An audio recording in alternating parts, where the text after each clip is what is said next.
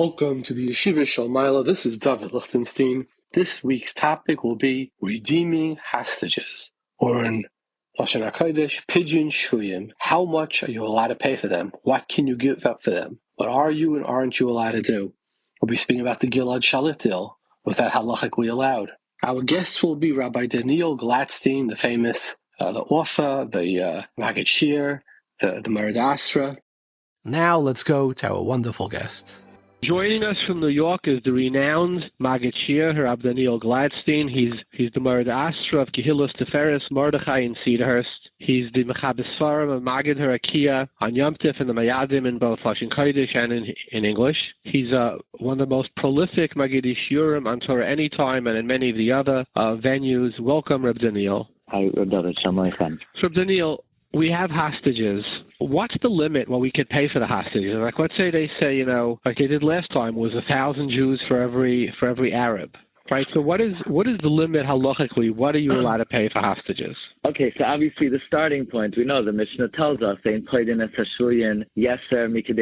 allowed to pay more than their value. So there's some type of objective value that a person has. There's some objective market value, and you can't go beyond that. And so now there's a question. Tosafot famously says, in order to understand how Rabbi Yeshua was able to redeem the boy, the Gemara in Gittin on Daf Nun Ches, so Tosafot says, well, if somebody's life is in danger, then you could go beyond the market value. So the question is that answer of Tosafot, is that approach, that if somebody's life is in danger, you could pay more than their value, is that la halacha or is that not la halacha? I mean, you brought up the case that for Gilad Shalit, I believe they redeemed, they traded 1,027 prisoners in 2011. But unfortunately, one of those prisoners was Russia Yahya Sinwar, who was one of the masterminds behind the October 7th massacre. So on the one hand, of course,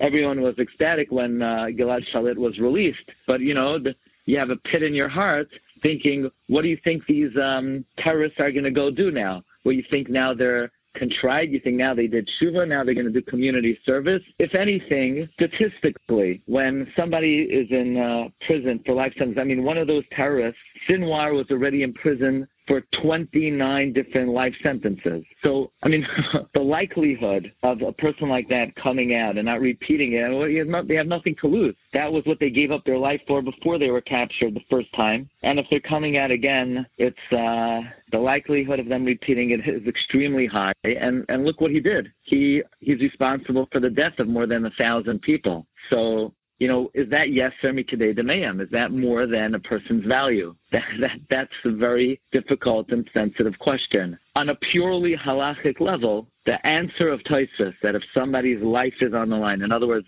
for all intents and purposes, if an Israeli soldier is captured or anyone is held hostage by Hamas, their life is in danger. As we see, unfortunately, they killed many of them. Is this oiskahalt? In other words, could halacha l'maisa, in a vacuum, could you rely on this approach of Tosafot, that if someone's life is in danger, you could pay more than their market value? There's a tshuva in the Maram Lublin. He says absolutely not. The Maram Lublin says no credible posek would allow relying on Tosafot that you could redeem a captive for more than their value. That's what the Maram Lublin paskin. So the Pesachei Tshuva brings that many achronim ask, what do you mean no credible posek would allow it? Tosafot. Tosafot is the backbone of at least Piskei Ashkenaz. Tosafot allows it. Tosafot says that if someone's life is on the line, you could pay more than their value. So what exactly does the Maram Lublin mean when he says no credible posek would allow such a thing? So the Knesset Yechezkel explains very simply that the Gemara in Gittin supplies two rationales why we don't redeem captives for more than their value. Either because of duchka de tzibura, it's going to cost the tzibur too much, because it's going to put them in a very difficult financial situation if they're going to have to constantly pay more than the value, and people's lives are going to be harmed because they're going to constantly be redeeming captives. Accordingly, the Knesset Yechezkel argues that if someone's life is on the line, well, too bad that your life is going to be made difficult because you have to pay a lot of money. But if the reason why you're not to redeem captives is because of duchka de tzibura, Knesset Yechezkel argues that if someone's life is on the line, like Samana Dam Reyacha, it's a lav in the Torah. You can't stand by idly on somebody's blood. You got to pay all the money in the world. But the Gemara gives another reason. The Gemara says because we don't want to encourage more hostages. So if you're going to pay more than the value, you're not remedying the situation, because you might help this guy, but they're just going to do it again and again and again. And so the Knesset Yechezkel, according to that svara in the Gemara, even if someone's life would be on the line, you would not be able to pay Yeser Mikdei Demayan. So says the Knesset Yechezkel. So how do we paskin? Which reason in the Gemara stands the halacha? So Knesset Yechezkel says the Rambam writes explicitly in Hilchos Matnas Haniyim that ein paidin eseshluim shalayu ha'ivim roitzim achreim l'shavaisam. It's the Rambam paskins that the answer of the Gemara, the rationale of the Gemara, that we don't want to encourage this type of behavior in the future, that is the halachic conclusion. By the way, the Shulchan Aruch likewise concurs with the Rambam. And therefore, according to that svara, it would not be permitted, halacha l'maisa, to redeem captives for more than their value. And that's why Maram Lublin says no credible playsake would allow paying Yeser Mikdei Demayan. So at first... And Rabbi Daniel, just as an aside, the reason that the Gemara, which, like you said, Rambam and the Shulchan Aruch and Paskin, is if you pay more, they're going to be incentivized to grab more. It's simple economics. Like, you know, right now, the first thing, every call they got from the Hamas terrorists was Gilad Shalit, Gilad Shalit. They threw down and they said the value of one Jew's life is 1,000 terrorists' lives. And hey, let's grab 200 Jewish captives and we can now redeem 200,000 terrorists. Right? That's in fact what they created. So you see how the Gemara's svara and the Shulchan Aruch literally has come to life in Israel, sadly, in the last few weeks. Mamish, it's become alive. They announced to them, we'll do anything to get a captive free. And basically it announced to Hamas, do whatever you want, because if you grab a few captives, you're going to get off free because they're going to trade for you. Yeah. Yeah, and all the terrorists are coming back to the Gaza. So I would just, by the way, I would just say that Tosafot says that the story of Tosafot is that a very young, brilliant scholar who ultimately became Rabbi Shmuel ben Elisha was captured by the Romans, and I forgot who went to the door of the prison, and he redeemed him for much more. Hananya, right? And he says, so Tosafot says, why? He says because it was pikuach nefesh. Right. Now I would say that even according to Tosafot, it would still not be allowable in our situation. Because Tosafot is saying, you know, Dilma Asi Ligravi, it's like you have these distant type of things that could happen. You have a pikuach nefesh here. An issue in the future that they'll take more, etc. It isn't doicha a pikuach nefesh. But so you can't pay extra money, etc. Let's say the amount you're paying is not money, but the amount is killers. Is murderers. So here it's well, who says like, your pikuach nefesh is worth more than the pikuach nefesh of the people who are going to be killed by these exact people? Right. So even according to Tosafot, it could be Tosafot, like you say, is the backbone of Psak in Ashkenaz. So even if we don't paskin like him, which the Rambam and the Rif don't paskin like him and the Shulchan Aruch, I think always 2 out of 3. But even here Tosafot would be made because here the cost of the redemption is somebody else dying. Right. Yeah. That is beyond what Tosafot anticipates. Absolutely right. So you're making a very compelling point. In other words, the whole even Tosafot is talking economics. Tosafot's svara is you got to pay money to save someone's life, but to risk the community to save someone's life, that's a whole different story. So and we mentioned this once in advance. There's a Mari Ben Lev was asked the following question, and in the Mimamakim, he was asked. He said there was a boy. He was a father came to Rabbi the Rav of the Mimamakim. Rabbi what was his name again? Not Efrati. He wrote to check in the concentration camps. He said his son was put on a caravan to go to the extermination camp, to the gas chamber, and he had a diamond in his shoe, and he could exchange that diamond that they would take his son off the truck. Mm-hmm. But he said if they take him, right?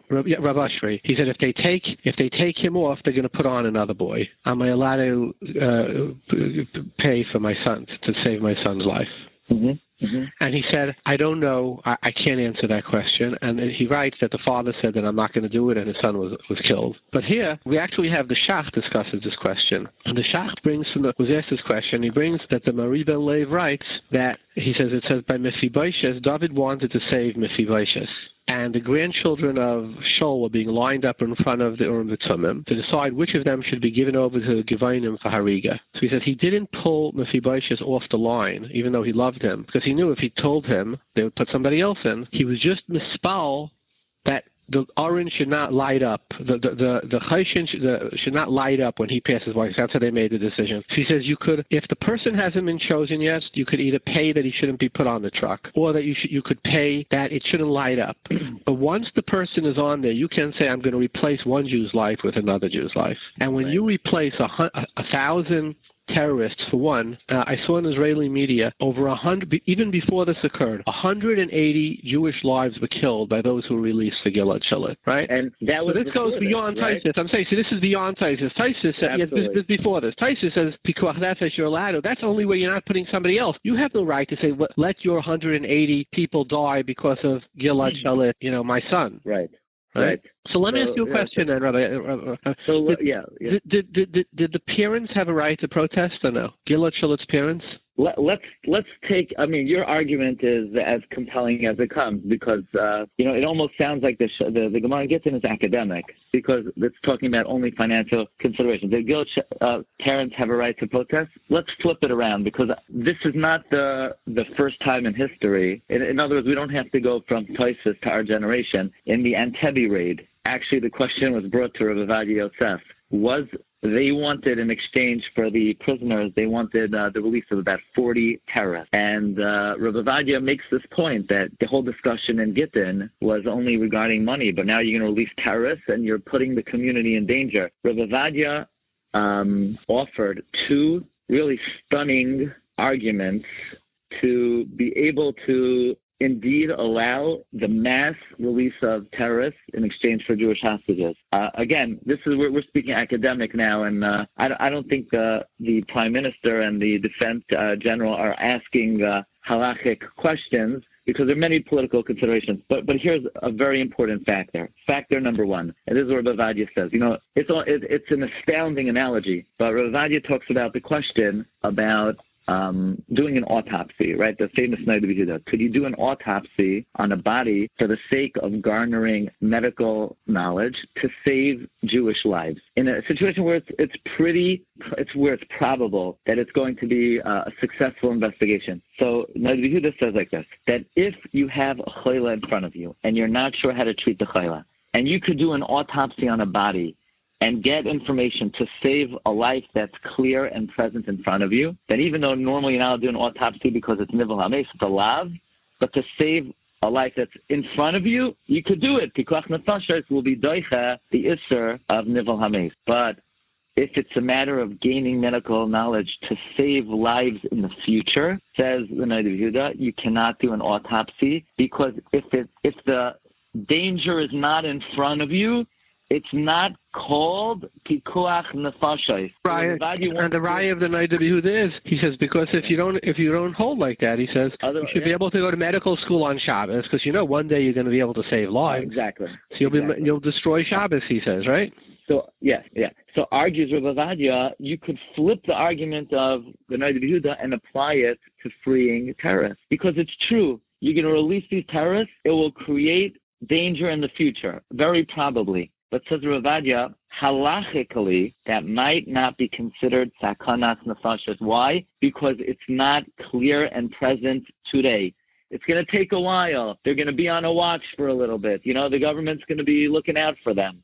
But one day in the future, it will be sakanas nefashos. That doesn't have, we cannot then apply my chazos to damach. Right now, someone's life is in danger. We got to save them. But it might in the future cause sakanas nefashos. In the converse argument applied to the Noda B'Yehuda, that would not be necessarily called sakanas nefashos. Now, I think there's room to argue on this approach of Rabbi Vadia, just the derech limud, and that is, in a situation of Noda B'Yehuda, if you're doing an autopsy, the possibility of hatzalas nefashos is, kulei hai ve'ulai. How probable is it? As opposed to releasing a terrorist, the likelihood of sakanas nefashos is extremely high. So I don't know if it's I would say that, and I would also say another thing too. The Mechilas Kreide of the great guy in Rabbi Vadia Yosef, who Can I ask you a says... question? Let me ask you a question. If somebody would go ahead, let's say Gilad Shalit would not have been Jewish, and there would be no Chiyuv Hatzalah on him, and somebody went ahead and was paid to him for humanistic reasons and been misaken thousands of Jewish lives, would you consider that person a Raidif? That's another factor here. So I'm saying there's certainly a chiyuv, there's certainly a din of hatzalah on them, and they're certainly considered b'pikuach nefesh, those people. The question is it rise to the level of sakanas nefashis of the case of the autopsy? But I think a person who redeemed this guy out of humanistic reasons would be a Raidif. Even if it's that's a Raidif, who says the Isser of Raidif is not pushed away to save someone's life? Is that true? That you're allowed to refrain from saving someone's life, not to violate the Isser of Roidef? Because the Isser of Roidef has a status itself of Retzicha. In other words, what's the halacha of a Roidef? He's chayiv misa, right? He matzel b'chayiv shel Roidef. So a Roidef rises to the level he has a din of a Reitzech and he's chayiv misa. So would you say somebody has a right to the Mishnah in Sanhedrin? Would somebody have a right of a roidef or a moiser? That might be a moiser is also, the Shulchan Aruch says a moiser is chayiv misa mitam roidef and shouldn't pay ches. So I'm just saying, would somebody be allowed to lahalacha redeem? Wasn't Gilad Shalit? It would be Marshall, whatever. Pick some Goyish name, right? And put these 1,000 people, put all these people in Sakan. I think lahalacha would have a bit of a roidef, but not necessarily in a situation where they're doing it to save a Jewish life. So are you allowed to save one Jewish life and become a Raidif on many other Jewish lives? That's really the issue here, no? By the mace, there's no other side of the coin. It's a b'dinei shemayim. You're doing an autopsy, right? But over here, I wouldn't say save a life at the expense of being a Raidif. The person's not a Raidif. He's actively involved in Hatzalah. You can't call him a Raidif. If he's being Raidif if he's 1,000 people and being matzel one, he's not a Raidif on the other because he's doing this. Why not? Perhaps not. But I want to tell you the other further Reevaluating offers, which makes this whole conversation academic. And there's Reevaluating says that when someone enlists in the army, for them to have the full confidence to get on that battlefield and give every fiber of his being and attack the enemy with kayach, with gevura, with oiv, a soldier has to know that the army has his back, that the state has his back, that the community has his back, that the country has his back, that no matter what happens, they're going to pay any price to redeem him. And if a soldier doesn't know that, he's not going to be able to fight the Leiv Shalem. And therefore, for the security of the country, the policy of the army has to be that if one of our men is captured, we're going to do whatever it takes to get him back. For the morale of the army, for the morale of the people, for the security of the people, for the psychological comfort of the people, the soldiers need to know, the people need to know that they'll do whatever it takes to get back one of their men. Now, then it may make a nafkamina who's captured. There might be a halachic nafkamina, whether a soldier's captured or a civilian is captured. Because I think that's a fantastic svara. Fantastic svara that you're saying. I would just like to say the other side of that svara. Is a soldier more confident going into battle, knowing that if he's caught, they'll do anything to get him? Or is a soldier more confident going into battle, saying, if whatever happens, whatever I kill, whoever we capture, they're going to let go at the rate of 1,000 to 1, endangering our lives, like just happened in the Gaza, near Gaza. You as a soldier, would you rather know and killed hundreds of soldiers? Hundreds of soldiers have died already. Just 14 have died yesterday. Right. So is the soldier thinking, Jesus, I'm captured no matter what, they're going to be back? Or whoever we capture, whatever we do, they're all going back for free because at a rate of 1,000 to 1, they don't capture a lot of us. Have all these I would say the former. The soldier's thinking about his own skin. And more than that, but look at all the soldiers who got killed here. Hundreds of soldiers have been killed. But a soldier was rescued, right, without casualty also. It's true, but hundreds have died so far. Yeah. So I think the other side is to do it and then just basically say there is ein din ve'ein din v'las dayin, because any Jew, they'll just get whatever they want back for. So that's very disheartening to go into battle for. Look, Rabbi Glatstein says that their tactic was, they said, you know what, maybe we will give back 40 terrorists, maybe we won't. They stalled.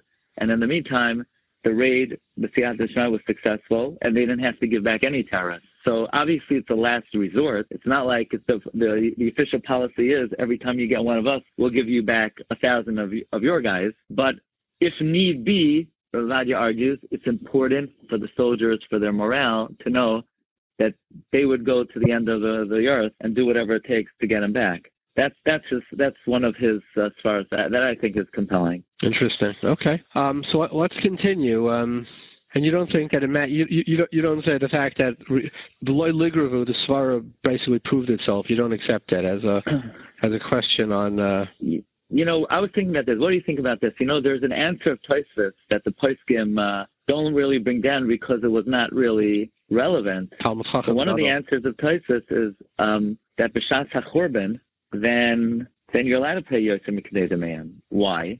Because what do you mean shaloi ligravi tvei? That's what they're doing. There are no more captives. That's what they're doing. That's what they're doing. That's their policy. So even though we're not technically b'shas hachorban, but we're dealing with an entity. We're dealing with terrorists, be it Hamas, be it Hezbollah. That's their whole modus operandi. They just capture people. So you're going to say if we pay more, they're going to do it more? Ki'ilu, what we do will inspire them, incite them to do it more. Do they need incitement? This is their policy. This is their entire worldview. This is funny. I understood Tosafot differently. I understood Tosafot to mean there's no more svara. They'll capture more because they already captured everybody. There's nothing left. Because everything was nechrav. They own everything. They control everything, and there's nothing left for them to capture. That's what I understood. We're all there. Mm-hmm. But even so, that might be an argument here also. In other words, statistically, will they capture more because we offer more? In their minds, do they say, well, they paid much more, so let's go at it again? Do they need any more encouragement than they already have? What about a person themselves or Gilad Shalit's parents? I'm using him as, but whatever. The person's parents themselves, would they have any heta with saying, look, it goes neged the Shulchan Aruch, it goes neged the Rambam, it even goes, I believe, neged Tosafot.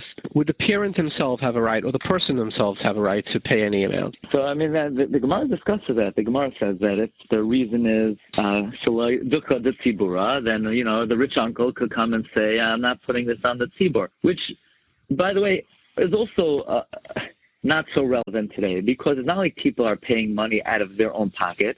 It comes from government money. It comes from government entity. So it's you can argue very strongly that the svara of dukkha, the tibura, is not applicable. Right.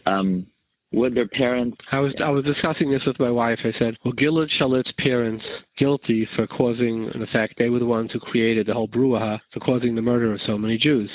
And her response to me was, you can't look at a parent. They'll do anything they can to save their kid. Now, obviously, look, the last thing we could do is judge the parents. But this is not just about should Israel trade 1,000 terrorists for Gilad Shalit. Maybe they need to reevaluate their whole attitude toward the Gaza, toward a two-state solution. Maybe this should have shown them that we can't live peacefully side by side.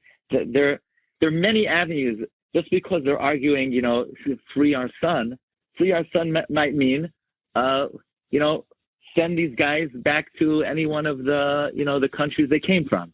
I don't know if that's a fair judgment. Thank you very much, Reb Daniel. It's always an honor to have you on with us. Thank you. Thank you for the opportunity. Take care. Okay.